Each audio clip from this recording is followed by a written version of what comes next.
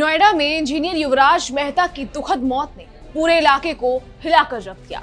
मामला बेहद गंभीर था, इसलिए योगी सरकार ने तुरंत संज्ञान लिया और प्रशासनिक और पुलिस स्तर पर तेज कार्रवाई की। चलिए सबसे पहले जान लेते हैं पूरा मामला क्या था। युवराज मेहता जो नोएडा में एक इंजीनियर थे, अपनी जीवन शैली और काम में एक सम्मानित शख्सियत के रूप में जाने जाते थे। उनकी अचानक मौत की खबर से परिवार और समाज दोनों ही स्तब्ध रह गए। मृतक के पिता राजकुमार मेहता ने कहा कि उनकी पूरी उम्मीद अब सरकार और प्रशासन पर टिकी है ताकि उनके बेटे को न्याय मिल सके। युवराज के पिता राजकुमार मेहता ने कहा कि एसआईटी के गठन से उन्हें अपने बेटे के लिए न्याय की उम्मीद मिली है। राजकुमार मेहता का मानना है कि अब उनके बेटे की आत्मा को न्याय जरूर मिलेगा। उन्होंने ये भी कहा कि उन्हें मुख्यमंत्री योगी आदित्यनाथ से मिलने की इच्छा है, जिससे उन्हें मानसिक शांति मिले। मुख्यमंत्री ने घटना को गंभीरता से लिया और तुरंत कार्रवाई के निर्देश दिए। उन्होंने कहा कि इस मामले में किसी भी तरह की लापरवाही बर्दाश्त नहीं होगी। इसके बाद एडीजी मेरठ के नेतृत्व में 3 सदस्यीय एसआईटी गठित की गई। इस टीम को निर्देश दिए गए हैं कि वो पूरे मामले की गहन जांच करे और 5 दिनों के अंदर मुख्यमंत्री को रिपोर्ट सौंपे। इसी बीच पुलिस ने तुरंत कार्रवाई करते हुए मंगलवार को नामजद आरोपी बिल्डर अभय कुमार को गिरफ्तार कर लिया।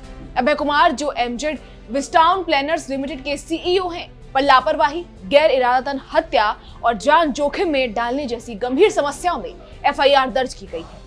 सरकार ने केवल आरोपी के खिलाफ कार्रवाई नहीं की है, बल्कि प्रशासनिक स्तर पर भी कदम उठाए। नोएडा प्राधिकरण के मुख्य कार्यपालक अधिकारी को पद से हटा दिया गया और ट्रैफिक सेल के अवर अभियंता नवीन कुमार को भी तुरंत बर्खास्त कर दिया गया। इससे साफ संदेश गया कि कोई भी अधिकारी अपनी जिम्मेदारी में लापरवाही नहीं कर सकता। युवराज के पिता ने यह भी कहा कि सरकार ने घटनास्थल पर सुरक्षा बढ़ाकर सुनिश्चित किया है कि ऐसी घटना फिर से न हो। उन्होंने बताया कि सरकार ने भरोसा दिया है कि पूरे मामले में उनका सहयोग किया जाएगा और उन्हें न्याय मिलने में कोई परेशानी नहीं होगी। अब माना जा रहा है कि आरोपी चाहे बड़ा बिल्डर हो या कोई प्रशासनिक अधिकारी, कानून के तहत सभी जिम्मेदारों को जवाबदेह बनाया जाएगा। युवराज के परिवार और समाज के लिए अब तो यही उम्मीद की किरण है कि उन्हें न्याय कब मिलेगा। लेकिन देखिए, सच ये भी है कि कितनी भी कार्रवाई हो जाए, कितनी भी तेजी से जिम्मेदारों को सजा मिले, जो परिवार अपने घर का चमकता हुआ दीपक खो चुका है वो लौटकर नहीं आएगा। युवराज का साथ ये कभी वापस नहीं आएगा। न्याय तो मिल सकता है, लेकिन परिवार की उस खाली जगह को कोई भर नहीं सकता। यही इस दुखद घटना की सबसे बड़ी कसक है। और एक बात जो इस दुखद हादसे को और गहरा मतलब देती है, वो है दिल्ली का सेफ्टी डेटा।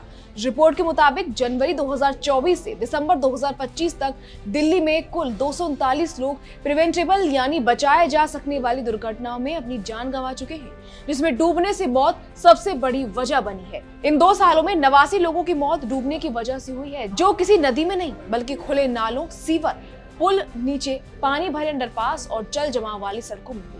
यानी ये साफ होता है कि हाल की इंफ्रास्ट्रक्चर की कमजोर स्थिति ने रोजमर्रा के इलाकों को मौत के जाल में बदल दिया है। लोग गहरी नालों, कवर न किए गए सीवरों और जलभराव वाले अंडरपासों के पास चलते हैं और अक्सर बारिश या पानी जमा होने की स्थिति में वो खुद इन्हीं जगहों पर डूब जाते हैं। इस रिपोर्ट में ऐसे हॉटस्पॉट भी बताए गए हैं जहां जल जमाव और ड्रेनेज की खराब स्थिति की वजह से कई मौतें हुई हैं, जैसे सरिता विहार अंडरपास, कालिंदी कुंज नहर के पास, डीएनडी फ्लाईओवर समेत कई बाकी जगह हैं। इतना ही नहीं, इस दौरान कई दुर्घटनाओं में 53 लोगों की आग लगने से मौत, 46 लोगों की इमारत गिरने से मौत और कई बाकियों की प्राकृतिक या मानव जनित हादसे भी शामिल हैं।